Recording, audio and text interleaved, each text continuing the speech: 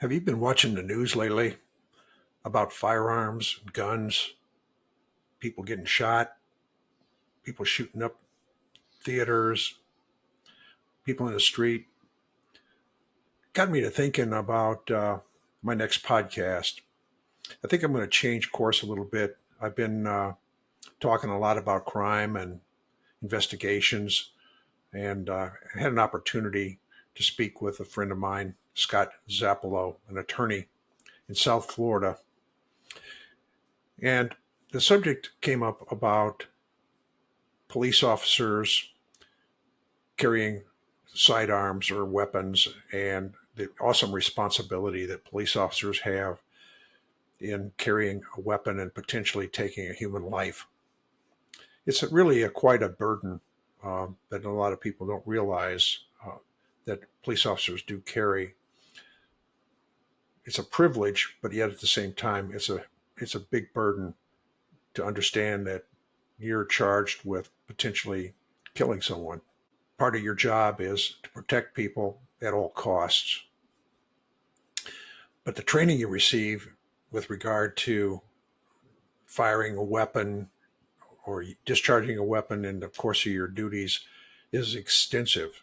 It covers months, maybe even years of training, practice on the range, understanding the legal ramifications of the use of a firearm. Take into consideration that citizens these days are now buying weapons at a rate that we've never seen before. Firearm, handgun carry permits are at an all-time new level. Firearms instructors are besieged with training requests and are backed up sometimes 6 months or more. All this tells me that very little is done on the civilian side to teach the potential civil and criminal aspects of carrying and using a deadly weapon. So we're going to address this in our next podcast with Mr. Zappolo, who, by the way, although he's an attorney, he's also an accredited firearms instructor, and he's got extensive experience in firearms handling and teaching. I think he'll be a very interesting listen for our people who are interested in law enforcement or law enforcement activities, investigations, bring some new insights.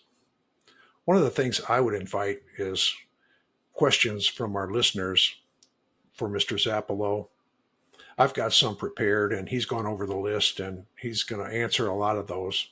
And we may do a 2 or 3 part podcast on this because it's actually quite extensive, and there's a lot of ground and material to cover. So we may be involved in 2 or 3 episodes or more, depending on how far reaching we get in the questioning.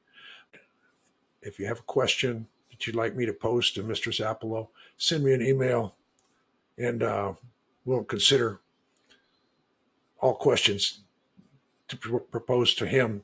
See if we can get some of the answers to your questions. One of the reasons that I kind of considered this whole firearms discussion is in my book on chapter 4, page 47. I discussed an armed robbery in progress call that an officer went on, and when he pulled up in front of the gas station that was being robbed, one of the suspects was running out of the gas station, and he shot the officer. The officer was able to return fire and took the subject out of the equation. He didn't kill him, but he wounded him. And another accomplice was fleeing and was probably going to get away had it not been for a passerby on a heavily traveled highway, saw what was going on, and happened to have a revolver in his glove box as he was driving home from work. Joe citizen, no handgun permit, but he intervened. He jumped out of his car, pulled a gun on this guy that was fleeing, and ordered him to drop the weapon, and he did. And he basically held the suspect in against a car there until the responding officers came up and took charge of the guy. Here's a case where a citizen decided to become involved. Maybe he really didn't think through some of the potential hazards or legal issues that might be associated with this activity, but we want to talk about these kind of things.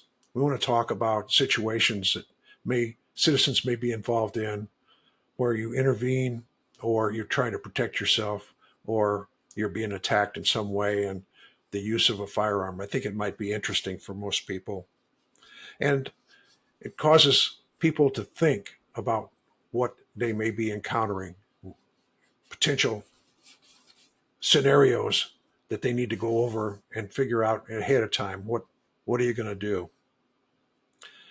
So we're going to welcome Mr. Scott Zappolo on Wednesday, December 6th.